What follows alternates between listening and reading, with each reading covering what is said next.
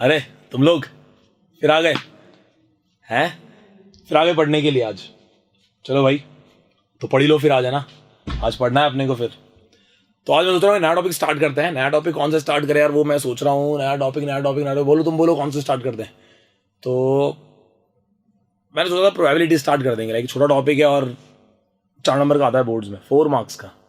यार 4 नंबर का topic probability, जिसके क्वेश्चन इतने आसान जिसको कोई हद नहीं। अगर वो टॉपिक तुमको सीखने को मिल जाए, 2 क्लास में खत्म कर दूंगा उस टॉपिक को, ध्यान रखना। 2 क्लास में टॉपिक बिल्कुल फिनिश। तो आप लोग ध्यान से सुनना, क्या बताऊंगा मैं आपको। कुछ इंपॉर्टेंट चीजें सिखाऊंगा, उसको ध्यान से समझना। उस अकॉर्डिंग आप अपनी एनसीईआरटी क्वेश्चंस बड़े आराम से चलते फिरते कर जाओगे। एनसीईआरटी क्वेश्चन हम नेक्स्ट क्लास में और ढंग से अटेम्प्ट कर लेंगे। आज मैं आपको सिर्फ बेसिक एक्सप्लेन करूंगा कि किस अकॉर्डिंग क्या क्या आपको सोचना है। क्वेश्चंस को डिवाइड कर देंगे, कैटेगराइज कर देंगे, ठीक है। आज हम लोगों का काम है, सबसे पहले प्रोबेबिलिटी को स्टार्ट करते हैं। तो भाई प्रोबेबिलिटी का मतलब क्या है, ध्यान से सुनना, है ना। प्रोबेबिलिटी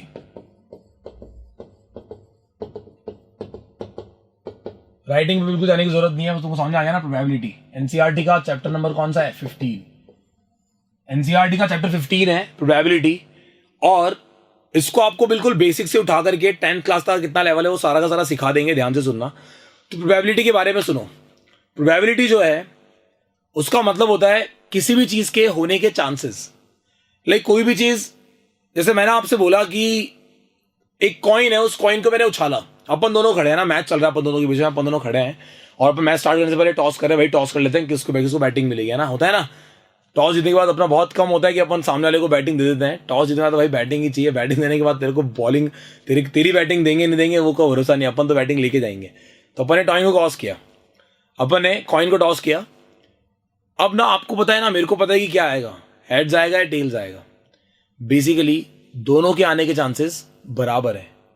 लेकिन क्या ऐसा हो सकता है कि हेड्स के आने के चांसेस फिक्स हो गए, आप कॉइन उछाला और आपको पता है कि 100% हेड ही आएगा? नहीं पता आपको। तो बेसिकली एक चांसेस वर्ड अपने आप ऐड हो गया कि क्या आएगा। क्या आपको पता है कि हेड्स आने के चांसेस कितने हैं? क्या आपको पता है टेल्स आने के चांसेस कितने हैं? तो बेसिकली वो जो चांसेस वाला पार्ट जो आपके सामने निकल के आ रहा है, that chances is called probability. तो जो प्रोबेबिलिटी है उसका मतलब होता है इस बात के होने की संभावना कितनी है। और संभावनाएं किस जगह पर होती है? अगर मान लो कि आपको कोई ऐसा एक काम पता है कि यार ये चीज होगी ही होगी, तो वहां प्रोबेबिलिटी थोड़ी निकलेगी। वहां तो प्रोबेबिलिटी वैसे ही फिक्स है कि तो 100% काम होना ही होना है। लेकिन जो प्रोबेबिलिस्टिक एक्सपेरिमेंट्स होते हैं उसमें हम एक रैंडम ट्रायल्स लेते हैं, है ना। मैं एक रैंडम एक्सपेरिमेंट की बात कर रहा हूं जिसके बारे में मेरे को कोई नॉलेज नहीं है। आज एक बैग के अंदर 5-6 टाइप की बॉल्स रखी हुई, मैंने रैंडमली हाथ डाला और एक बॉल निकाली। मैं बिना देखे निकाल रहा हूं उसमें से बॉल। अब मुझे थोड़ी पता है यार कौन सी बॉल आई है, लेकिन उस बॉल के आने के चांसेस कितने हैं ये हम कैलकुलेट कर सकते हैं प्रोबेबिलिटी से। तो प्रोबेबिलिटी के अंदर जो आपको सीखोगे वो आपको उस चीज को होने के चांसेस कितने हैं आप फटाफट से कैलकुलेट कर लोगे। तो प्रोबेबिलिटी वाला पार्ट जो है वो थोड़ा ध्यान से समझना है। यहां पे सबसे इंपॉर्टेंट है कुछ टर्म्स। सो बेसिकली प्रोबेबिलिटी के अंदर ही अगर हम बात करें तो प्रोबेबिलिटी, अगर आपसे पूछता है किसी क्वेश्चन के अंदर कि भाई इसको निकालने की प्रोबेबिलिटी कितनी है, तो वो अलग अलग तरीके से पूछता है। बोलता है फाइंड द प्रोबेबिलिटी, या कभी को बोलता है फाइंड द इंपेरिकल प्रोबेबिलिटी। अब इंपेरिकल प्रोबेबिलिटी बोलकर वो आपके ऊपर एक प्रेशर बना रहा है, आपका दिमाग लग रहा है यार ये इंपेरिकल प्रोबेबिलिटी क्या है, मैंने तो कभी पढ़ा ही नहीं। लेकिन आपको पता है कि इंपेरिकल प्रोबेबिलिटी और प्रोबेबिलिटी दोनों का मतलब सेम है, बिकॉज मैं आपसे कह रहा हूं। वो आपसे कहेगा इंपेरिकल प्रोबेबिलिटी, बोल देगा फाइंड द थ्योरेटिकल प्रोबेबिलिटी। तो basically theoretical probability, empirical probability या प्रोबेबिलिटी, इन तीनों का मतलब सेम ही चीज है। जो आप लोग देख रहे हो 10th क्लास के लेवल के अकॉर्डिंग जो आपको समझा रहा हूं उस अकॉर्डिंग ध्यान से देख लो कि प्रोबेबिलिटी लिखा हुआ हो, चाहे इंपेरिकल प्रोबेबिलिटी लिखा हुआ हो, चाहे थ्योरेटिकल प्रोबेबिलिटी लिखा हुआ हो, आपको निकालना प्रोबेबिलिटी ही है उस पर्टिकुलर पॉइंट का, जिसका फॉर्मूला आप सबको पता होना चाहिए। प्रोबेबिलिटी का फॉर्मूला होता है favourable cases upon total number of cases. एक बात की मैं आपको गारंटी दे रहा हूं कि अगर आप प्रोबेबिलिटी वाला चैप्टर पूरा का पूरा देखते हो तो बोर्ड्स में आपके 4 नंबर में से 3.5 भी नहीं आने दूंगा, मेरी गारंटी है। 4 के 4 आएंगे आपके मार्क्स, पूरी गारंटी दे रहा हूं। लेकिन आपको ध्यान से समझना पड़ेगा, चीजों को ध्यान से देखना पड़ेगा। कोई डाउट आए तो पूछना, शर्माना मत। भाई मेरा एक सिंपल सा उसूल है कि यार अपनी क्लास से कोई बच्चा डाउट लेकर नहीं जाए, सीधी सी बात है। तो अपन ने ये फॉर्मूला बहुत पहले पढ़ रखा है, 8th क्लास में स्टार्ट हुआ था प्रोबेबिलिटी का सिलसिला। 8th में पढ़ा, फिर 9th में पढ़ा, 10th में आ गए तो 10th में ये फॉर्मूला अपने दिमाग में तो है ही कि favourable cases upon total number of cases. अब पहले इस फेवरेबल केस को समझते हैं कि फेवरेबल केस का क्या सीन है। तो फेवरेबल केस को समझाने के साथ साथ मैं कुछ टर्म्स आपको एक्सप्लेन करूंगा, उनको ध्यान से सुनना। तो मैं एग्जांपल के लिए एक कॉइन को ले रहा हूं कि मैंने एक कॉइन को टॉस किया, एक कॉइन को टॉस किया हमने, तो टोटल कितने आउटकम्स निकल के आएंगे। आउटकम्स का मतलब होता है कितने रिजल्ट्स निकल कर आएंगे। तो आपने कहा सर एक कॉइन को टॉस करने पर या तो हेड्स आएगा या टेल्स आएगा। तो बेसिकली एक कॉइन को टॉस करने पर दो आउटकम्स मेरे सामने निकल के आ रहे हैं। उन दोनों आउटकम्स को इस तरीके से ब्रैकेट में लिखना इज कॉल्ड सैंपल स्पेस। क्या बोलते हैं इसको? Sample space. कई बार आपसे पूछेगा कि सैंपल स्पेस बनाओ इसका, तो आपको समझ में आएगा सैंपल स्पेस क्या चीज है। तो आप मेरी बात ध्यान से सुनना, सैंपल स्पेस का मतलब क्या होता है। Sample space is basically collection of all the outcomes. उस एक्सपेरिमेंट में मैंने कॉइन को उछाला, दिस इज एक्सपेरिमेंट। प्रोबेबिलिटी के वर्ड्स में इसको बोलते हैं एक्सपेरिमेंट। एक रैंडम एक्सपेरिमेंट किया, मैंने कॉइन को उछाला, मुझे नहीं पता क्या आने वाला है, लेकिन टोटल क्या क्या आ सकता है ये तो मुझे पता है ना। तो मैंने कहा या तो हेड्स आ सकता है या टेल्स आ सकता है। मैंने हेड्स और टेल्स को अलग से एक ब्रैकेट में लिखा, तो वो बन गया सैंपल स्पेस। यानी कि उस एक्सपेरिमेंट में जितने भी पॉसिबल आउटकम्स थे, अगर आपने उन सबको इकट्ठा करके एक ब्रैकेट में लिख दिया, so that bracket is called sample space. आगे बात समझ में? तो सैंपल स्पेस की डेफिनेशन खुद बना दो ना आप। Sample space is collection of all the possible outcomes in an experiment. किसी भी एक्सपेरिमेंट में जितने भी पॉसिबल आउटकम्स होते हैं, अगर उनको मैं कलेक्ट करके एक ब्रैकेट में भर दूं, तो उसको बोलेंगे sample space, always represented by capital S. 1 marks में जनरली बोल सकता है राइट या ड्रॉ इट्स सैंपल स्पेस। तो आपको बनाना आना चाहिए सैंपल स्पेस कैसे बनाते हैं। समझ में आ गई बात? कॉइन को टॉस किया, टोटल आउटकम्स आए 2। एग्जांपल और देखना, मैंने इस बार एक डाइस को रोल किया। एक डाई को रोल किया, तो डाई को रोल करने पर, अरे लूडो खेला है कभी, या वही चल रहा है तुम लोगों का वो मोबाइल वाला, कभी रियलिटी खेला है ना, ऐसे बॉक्स से भर के फिर फेंकता है उसको, डाइस को, डाई।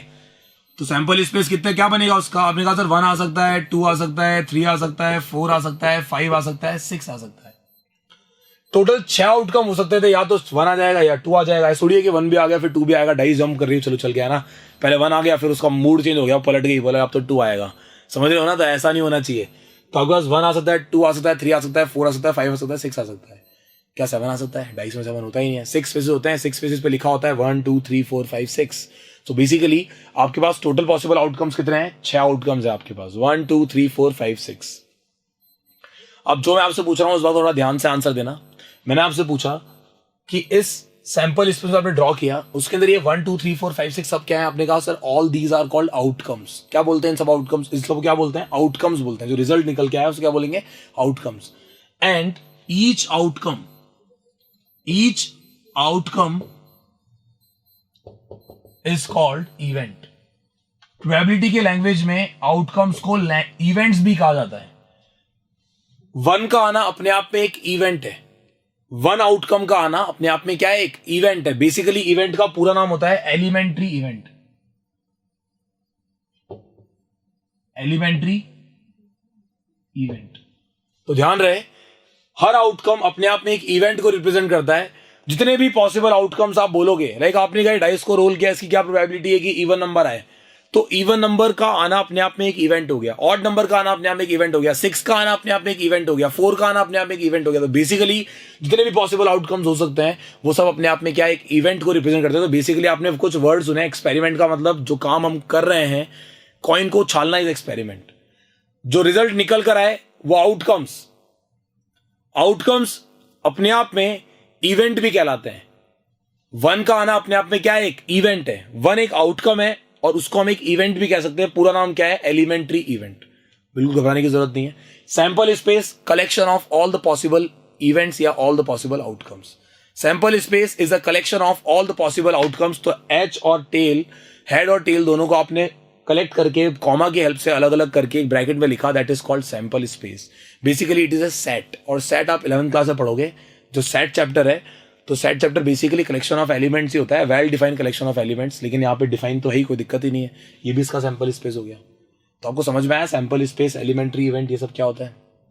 अब आपको समझना चाहिए ये रैंडम एक्सपेरिमेंट क्या चीज है ना। रैंडम एक्सपेरिमेंट का मतलब होता है वो एक्सपेरिमेंट जिसके आउटकम्स के बारे में आपको नहीं पता कि इसके आने के चांसेस कितने हैं। तो basically this type of experiment is called random experiment.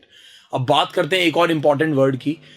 इसमें आता है 2 वर्ड आते हैं, एक तो आता है इक्वली लाइकली और एक आता है नॉट इक्वली लाइकली। तो बेसिकली एक कॉइन को उछाला मैंने, तो प्रोबेबिलिटी उन्हीं इवेंट्स की निकलती है जो इक्वली लाइकली होते हैं। ऐसे उन इवेंट्स की कभी नहीं निकलेगी जो नॉट इक्वली लाइकली होता है। आपको समझ में आना चाहिए कि इक्वली लाइकली क्या है और नॉट इक्वली लाइकली क्या है। अब सुनना ध्यान से, एक घर में एक बच्चा हुआ, अरे हुआ यार, समझ जाओ ना। एक घर में एक बेबी है, आपको नहीं पता उसका जेंडर क्या है ना। बेसिकली 2 ही जेंडर दिमाग में लाना, तुम्हारी सोच बहुत गंदी है सबके, है ना। 2 जेंडर दिमाग में लाना है ना, मेल और फीमेल। आपने कहा कि सर वो जो बेबी हुआ है इधर इट इज अ बॉय, इधर ही इज अ बॉय और गर्ल, या तो वो लड़का हो सकता है या वो लड़की हो सकता है। आपको क्लियर था कि आउटकम्स या तो लड़का आएगा या लड़की आएगी। बट अगर मैं आपसे पूछता यहीं पे एक दूसरा क्वेश्चन, मैंने कहा कि आप एक कार को स्टार्ट कर रहे हो, एक कार को स्टार्ट कर रहे हो, वो कार स्टार्ट हो जाएगी, इसकी प्रोबेबिलिटी क्या है? अगर मैंने आपको बोला होता कि आपने कार को स्टार्ट करने में 7 अटेम्प्ट्स लिए, वो सेकंड अटेम्प्ट में स्टार्ट हो गई, इसकी प्रोबेबिलिटी क्या है? तो ये एक पर्टिकुलर प्रॉपर केस बन गया। मैंने आपसे इतना कहा कि आप एक कार को स्टार्ट करने की कोशिश कर रहे हो, उसकी प्रोबेबिलिटी क्या है कि स्टार्ट हो जाएगी। It is not equally likely. वहां बॉय और गर्ल दोनों के आने के चांसेस बराबर थे। मैंने कॉइन को टॉस किया, हेड्स आने के चांसेस भी उतने ही जितने टेल्स आने के चांसेस हैं, लेकिन उस कार के स्टार्ट होने के चांसेस मुझे नहीं लगता कि इक्वली लाइकली है। वो स्टार्ट हो भी जाए या कभी भी स्टार्ट ना हो, क्या पता कार खराब हो, आप स्टार्ट ही नहीं कर रहे हो, स्टार्ट ही नहीं हो रही है। तो बेसिकली जहां पर इससे भी कंडीशंस आ गई, वहां पर प्रोबेबिलिटी पॉसिबल नहीं है।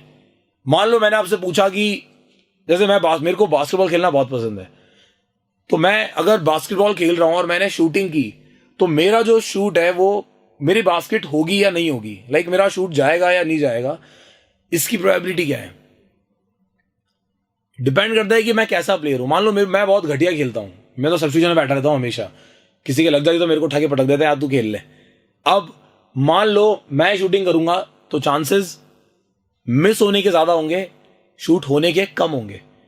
आप एक अच्छे प्लेयर हो, आपने बास्केटबॉल अच्छे से खेलना आता है, लेकिन आपने शूटिंग की, हो सकता है आपका एंगल प्रॉपर नहीं बैठा तो आपसे मिस हो सकता है। तो बेसिकली यहाँ पे बहुत सारे फैक्टर्स काम कर रहे हैं, आपको कुछ मालूम नहीं चल रहा कि प्रोबेबिलिटी निकल भी सकती है, जाने की प्रोबेबिलिटी क्या है या नहीं जाने की प्रोबेबिलिटी क्या है, आपको नहीं पता।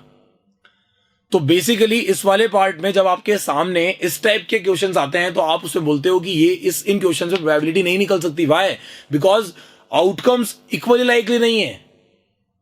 चला भी जाए, आप लगातार मारो, 3 बार मारे, तीनों बार चले गया, 3 बार मारे, तीनों बार में से 1 बार भी नहीं गया, बॉल भी नहीं पहुंच रही, एयर बॉल फेंक रहे हो तुम, तो समझ रहे हो बात में क्या बोल रहा हूं। तो बेसिकली इस टाइप के क्वेश्चंस में हम बोलते हैं कि they are not equally likely. But एक कॉइन को टॉस किया, एक बीबी का जेंडर चेक कर रहे हैं हम लोग, एक डाइस को रोल कर रहे हैं, इस डाइस के अंदर किसी भी चीज के आने के चांसेस बराबर है। 1 आने के चांसेस भी उतने ही जितने 6 आने के चांसेस है, 2 आने के चांसेस भी उतने ही जितने 1 आने के चांसेस थे। तो बेसिकली ये होता है इक्वली लाइकली। तो आपने जो 2 वर्ड समझे उसमें आपको ध्यान रखना है कि इक्वली लाइकली जो इवेंट्स होते हैं उन्हीं की प्रोबेबिलिटी हम निकालते हैं, नॉट इक्वली लाइकली की नहीं निकालते। समझ में आ गई बात? तो अब मैं आपको कुछ पॉइंट्स एक्सप्लेन करने वाला हूं, ध्यान से सुनना। ये 4 पॉइंट बहुत इंपॉर्टेंट है प्रोबेबिलिटी के लिए। क्या क्या है, ध्यान देंगे सब। द फर्स्ट पॉइंट इज कि प्रोबेबिलिटी की जो वैल्यू होती है वो हमेशा 0 से बड़ी या 0 के इक्वल हो सकती है, लेकिन 1 से छोटी होगी और 1 के इक्वल होगी। द रेंज ऑफ, इसको बोलते हैं रेंज ऑफ प्रोबेबिलिटी। प्रोबेबिलिटी की लिमिट है ये। प्रोबेबिलिटी कभी भी 0 से छोटी नहीं हो सकती, यानी कि माइनस में कभी नहीं हो सकती, और 1 से बड़ी यानी कि 1.2, 3, 5, 7, 8 कभी नहीं हो सकती। प्रोबेबिलिटी हमेशा 0 और 1 के बीच में लाई करती है। उसका रीजन समझाऊंगा, ध्यान से सुनना। ये सेकंड पॉइंट है। अगर किसी की प्रोबेबिलिटी 0 है, दैट मीन उसके होने के चांसेस इम्पॉसिबल है। इम्पॉसिबल इवेंट कहते हैं ऐसे को, जहां जिस आउटकम के आने की प्रोबेबिलिटी 0 है, जिस इवेंट के होने की प्रोबेबिलिटी 0 है, उसको हम कहते हैं इम्पॉसिबल इवेंट, और उसकी प्रोबेबिलिटी क्या होती है? 0 होती है। यानी कि कोई चीज हो ही नहीं सकती। अब इससे नीचे और तुम क्या जाओगे यार? तो इसका आंसर नेगेटिव में आ सकता है? कभी कभी नहीं आ सकता। मैंने बोल दिया कि ये चीज असंभव है, हो ही नहीं सकती, तो बेसिकली आपने समझ गए कि उसकी प्रोबेबिलिटी क्या है? 0 है। अब उससे ज्यादा आप किसी चीज के बारे में क्या बोलोगे? कि ये चीज नेगेटिव में हो सकती है? कैसे यार, नॉट पॉसिबल। जब मैंने बोल दिया कि इट इज इम्पॉसिबल, तो वहां प्रोबेबिलिटी का एंड लाइन आ गई कि यार इसके नीचे नहीं जाएगी प्रोबेबिलिटी, अब जीरो हो गई। अब मैंने कहा प्रोबेबिलिटी इज इक्वल्स टू 1, तो ऐसे इवेंट को बोलते हैं श्योर इवेंट। श्योर इवेंट का मतलब हुआ आप 100% श्योर हो कि ये काम होगा ही होगा। जब आप 100% श्योर हो कि ये काम होगा, तो उसकी प्रोबेबिलिटी ऑटोमेटिकली 1 हो गई। मैं इस बात को फॉर्मूले से भी प्रूव कर सकता हूं, ध्यान से सुनना। एक बैग है, इस बैग के अंदर 3 रेड बॉल रखी हुई है, 3 रेड बॉल्स। मैंने एक बॉल निकाली, आंख बंद करके रैंडमली एक बॉल सेलेक्ट की। इसकी प्रोबेबिलिटी क्या है कि वो बॉल येलो होगी।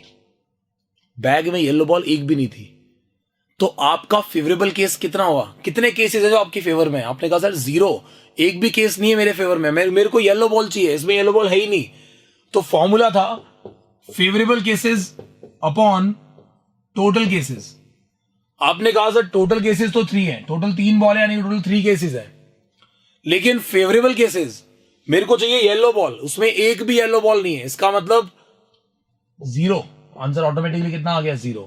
और जब आपने क्वेश्चन को प्रैक्टिकली समझा, तो भी आप कह सकते हो कि जब बैग में येलो बॉल है ही नहीं, तो येलो निकालने की प्रोबेबिलिटी तो 0 होगी ना, असंभव है यार, येलो बॉल आ ही नहीं सकती।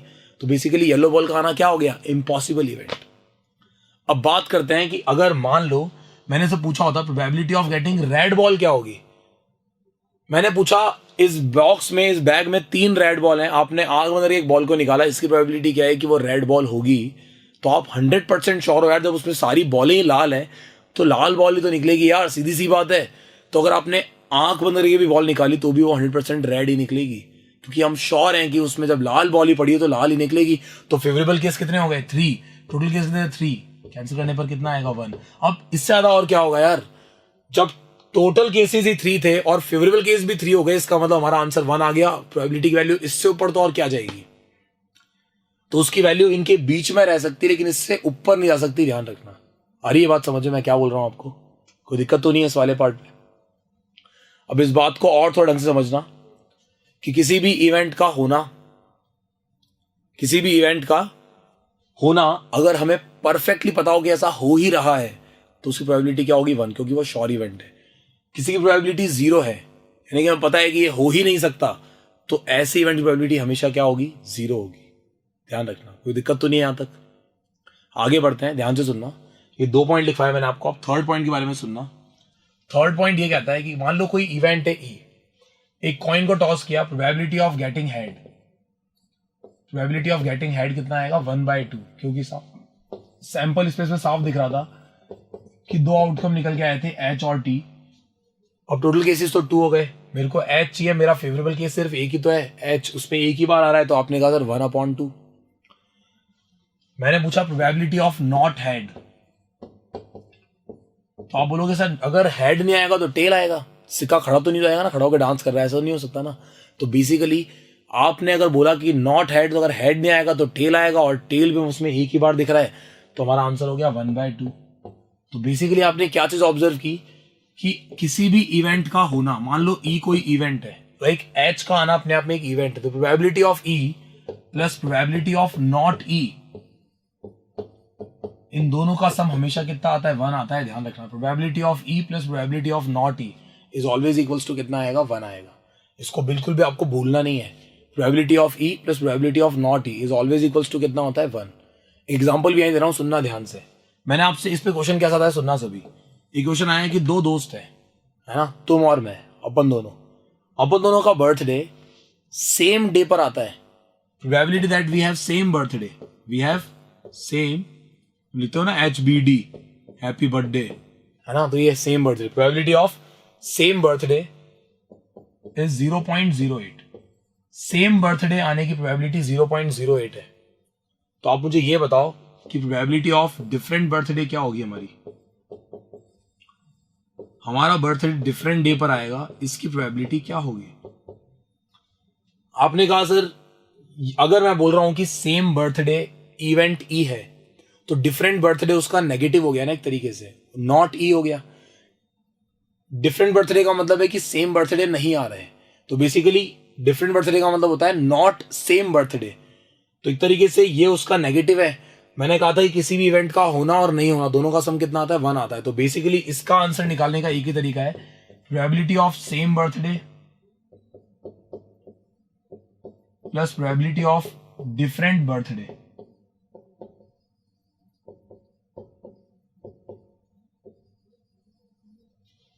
दोनों का सम कितना आएगा, 1 आएगा। आपने कहा sir probability of same birthday जो है वो है हमारे पास 0.08, इसको मुझे निकालना है।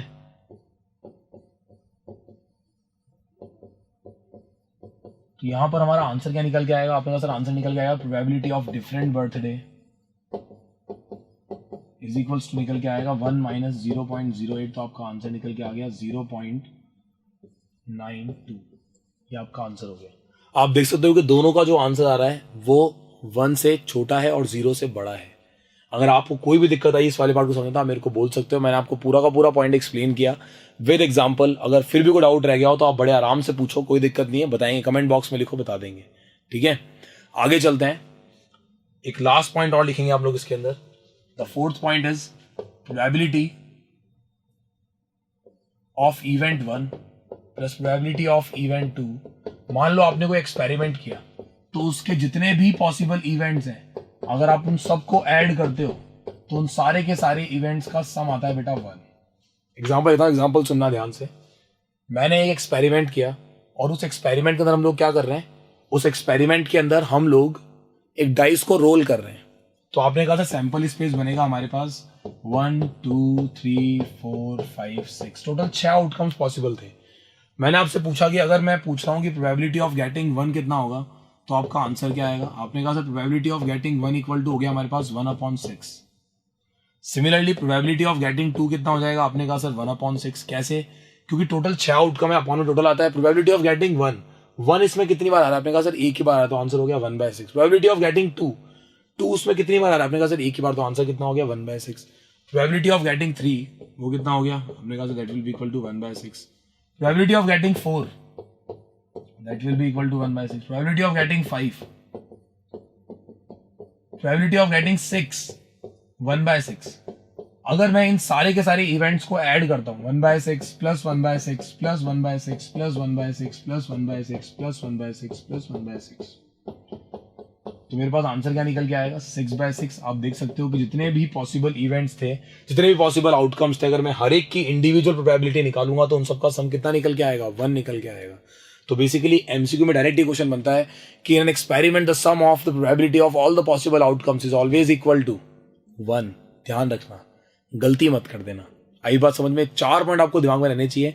ये 4 पॉइंट ने आपके बहुत सारे एमसीक्यूज क्लियर करवा दिए। पहला एमसीक्यू प्रोबेबिलिटी के रेंज से आता है। दूसरा एमसीक्यू आपको आएगा कि प्रोबेबिलिटी 0 होती है उस इवेंट को क्या बोलते हैं, प्रोबेबिलिटी 1 होती है उस इवेंट को क्या बोलते हैं। फिर आएगा किसी भी इवेंट का होना और नहीं होना दोनों की प्रोबेबिलिटी का सम कितना होता है। फिर आएगा किसी भी एक्सपेरिमेंट के जितने भी पॉसिबल आउटकम्स थे उन सब की प्रोबेबिलिटी और निकालेंगे तो हमारा आंसर क्या आएगा, 1 आएगा। तो ध्यान रखना, ये जो मैंने आज आपको कराया है ये सारा का सारा पार्ट आपको ढंग से समझना है और उस अकॉर्डिंग बताना है। कोई भी डाउट रहता है तो लास्ट में बोलो कि हाँ सर हमारा ये वाला पार्ट हमारा डाउट में रह गया, तो कमेंट बॉक्स में लिखो, अपन डाउट सॉल्व करेंगे यार। तुम्हारे डाउट सॉल्व करने के लिए अपन हमेशा तैयार है, पर डाउट पूछो, ठीक है। चलो एक काम करते हैं, आज हम एक क्वेश्चन और डिस्कस कर लेते हैं, कॉइन वाले कर लेते हैं। थोड़ा टाइम है ना, थोड़ा सा टाइम है, डिस्कस कर लेते हैं फटाफट से, ठीक है। तो कॉइन वाले क्वेश्चन क्या बनते हैं, ध्यान से सुनना, आपको समझ में आएगा बड़े आराम से। कॉइन वाले क्वेश्चन क्या रहते हैं अपने, आपने कहा सर हमारे कॉइन वाले क्वेश्चन जो है questions based on coin, questions based on coin, ये टाइप 1 है। पहला कॉइन से शुरुआत करी मैंने ना, तो इसका फर्स्ट केस में हम कॉइन को एक बार टॉस कर रहे हैं। कितनी बार टॉस किया हमने, कॉइन को टॉस किया 1 टाइम, एक बार ही टॉस किया। तो सैंपल स्पेस क्या बनेगा, H और T। इस पे क्या क्या क्वेश्चन आ सकते हैं, probability of getting head 1/2, probability of not getting head 1/2, probability of getting tail 1/2, probability of getting not getting tail 1/2। तो बेसिकली हमारे सामने जो ये आंसर्स निकल के आ रहे हैं वो सब क्या मैक्सिमम आंसर्स कितने आते हैं, 1/2 ही आते हैं। समझ में आ रही बात। Probability of getting head, probability of getting tail, not getting head, not getting tail, सबका आंसर कितना आ रहा है, 1/2, 1/2, 1/2। लेकिन अब कहानी पलटेगी जब मैं आपको बोलूंगा कि इस बार मैंने कॉइन को टॉस किया है 2 टाइम्स। कितनी बार टॉस किया है? 2 टाइम्स। तो आप ध्यान से सुनना सैंपल स्पेस क्या बनेगा, और इस ऑर्डर में बनाना ताकि आपसे आराम से बन जाए हमेशा। आपने कहा सर सैंपल स्पेस है ना, सैंपल स्पेस क्या बनेगा? आपने कहा सर 2 बार टॉस किया, एक कॉइन को 2 बार टॉस करना या 2 कॉइन को टॉस करना, बात एक ही है। 2 आउटकम्स निकल के आएंगे एट अ टाइम, एक बारी में। मेरा एक्सपेरिमेंट काम को 2 बार करना है, तो मैंने क्या किया, फटाफट से कॉइन को टॉस किया। एक बार तो हेड आया, दूसरी बार टॉस किया तो फिर भी हेड आ गया। तो इसका मतलब HH ये मेरा एक आउटकम हो गया। दोनों पे TT आ गया, मेरा दूसरा आउटकम हो गया। पहले पे H और दूसरे पे T आ गया, ऐसे भी हो सकता है। या हो सकता है कि पहले पे T और दूसरे पे H आ जाए। ध्यान रखना, आप कॉइन को एक के बाद एक टॉस कर रहे हो या साथ में टॉस कर रहे हो, लेकिन ऑब्जर्व तो अलग अलग करोगे ना। आप मान लो इस वाले को पहले ऑब्जर्व कर रहे हो, तो आपने देखा इस पे भी H आ गया, इस पे भी H आ गया, इस पे H आया लेकिन इस पे T आया। अब ये भी तो केस बन सकता है कि इस पे T आया और इस पे H आया, तो ये डिफरेंट हुआ HT से। ध्यान रखना, HT में पहले वाले पे H, दूसरे वाले पे T आ रहा है, यहां पे पहले वाले पे T और दूसरे वाले पे H आ रहा है। तो कहीं ना कहीं एक्सपेरिमेंट चेंज हो रहा है, मतलब आउटकम चेंज हो रहा है। समझ रहे हो ना बात में क्या बोल रहा हूं? एक्सपेरिमेंट नहीं, आउटकम चेंज हो रहा है। थोड़ा ध्यान रहे इस बात का। ये बना अपना सैंपल स्पेस। अब इस पे बेस्ड क्वेश्चंस क्या आते हैं, ध्यान से सुनना। मैंने बोला इस पे बेस्ड क्वेश्चन आएगा probability of getting exactly 2 head, exactly 2 head आनी चाहिए। तो सबसे पहले आपका काम है फेवरेबल केस लिखना। अगर आप बोर्ड्स के लिए क्वेश्चन सॉल्व कर रहे हो तो सॉल्व करने का तरीका सिखा रहा हूं, सुन लो, ये हमेशा का रूल बना लो अपना। सबसे पहले आप लोग क्या करोगे, सबसे पहले आप लोगों का काम है प्रोबेबिलिटी ऑफ एग्जैक्टली 2 हेड। तो आपने यहां पे लिखा फेवरेबल केस इज इक्वल्स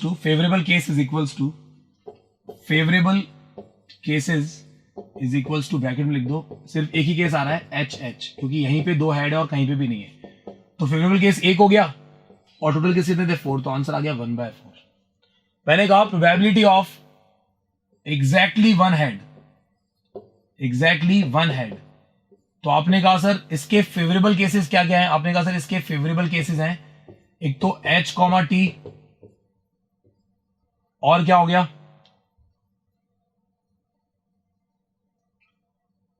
एक तो हो गया H, T, और एक हो गया हमारे पास T, H। इन दोनों में ही हेड एक ही बार अपीयर हुआ है, तो आपका आंसर हो गया 2/4 यानी कि 1/2। समझ में आ रही है बात? तो आपको फेवरेबल केस हमेशा लिखना है। अब मैंने आपसे कहा कि प्रोबेबिलिटी ऑफ एटलीस्ट 1 हेड। अब ये एटलीस्ट और एटमोस्ट, इन दोनों को समझना बहुत जरूरी है, ध्यान रखना। मैंने बोला एटमोस्ट 1 हेड। अब इन दोनों को ध्यान से सुनना, मैं एक कहानी के तो सुनाता हूं आपको, है ना।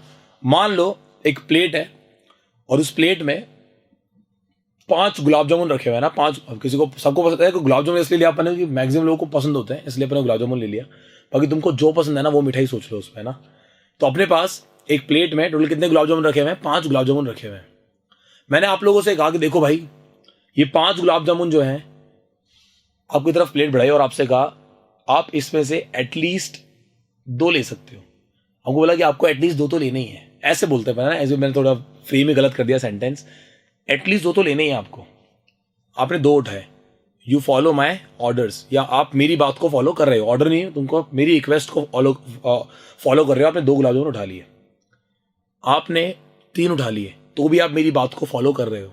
आपने 4 उठाए तो भी आप मेरी बात को फॉलो कर रहे हो। आपने पूरे 5 खा लिया तो भी आप मेरी बात को फॉलो कर रहे हो, बिकॉज मैंने कहा था आपको कम से कम 2 तो लेने ही है।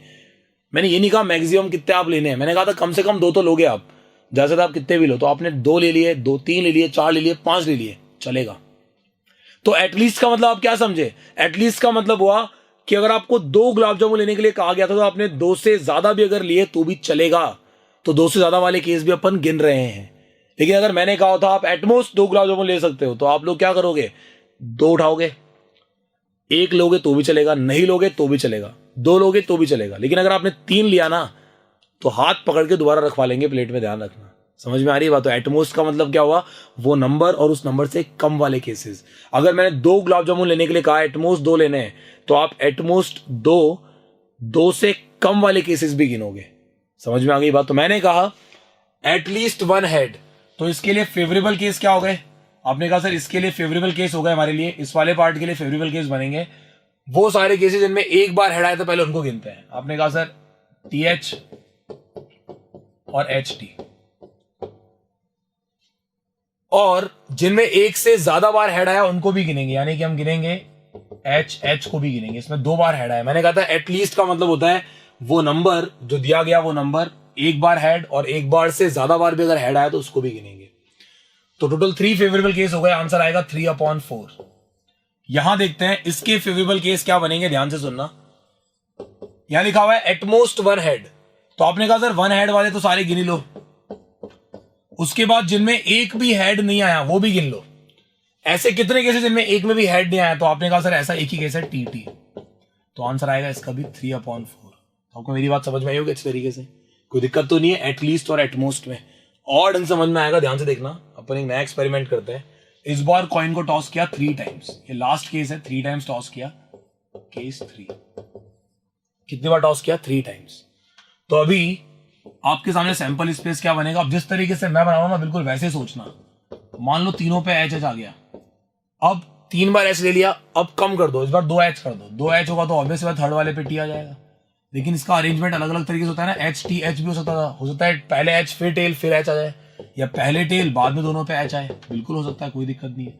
आपने तीनों पे टी किया और टी का भी आपने बिल्कुल जैसे एच का बनाया था वैसे बना दिया, टी टी एच कर दिया, फिर आपने टी एच टी कर दिया और फिर आपने कर दिया एच टी टी।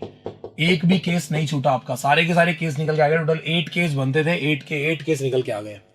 यहां पर बाकी सारे फालतू क्वेश्चन पूछने से अच्छा है कि मैं आपसे ये पूछूं कि एटलीस्ट 1 हेड आने की प्रोबेबिलिटी क्या है। तो आपने कहा सर फेवरेबल केसेस देख लो पहले, तो फेवरेबल केसेस क्या बनेंगे? तो फेवरेबल केसेस अपने क्या क्या बन रहे हैं? आपने कहा सर फेवरेबल केसेस बन रहे हैं अपने एटलीस्ट 1 हेड, यानी कि 1 हेड वाले सारे गिनेंगे। ये 1 हेड वाले सारे आ गए, TTH, THT और HTT। फिर आपने कहा सर एटलीस्ट लिखा है तो 1 हेड वाले भी गिनेंगे, 2 हेड वाले भी सारे गिनेंगे और 3 हेड वाले भी सारे गिनेंगे। अगर इसमें 4 हेड होते ना वो भी गिनते, लेकिन इसमें 4 हेड थी नहीं, मैक्सिमम 3 हेड ही है, तो हम 1 हेड वाले भी सारे केस गिनेंगे, 2 हेड वाले भी सारे केस गिनेंगे।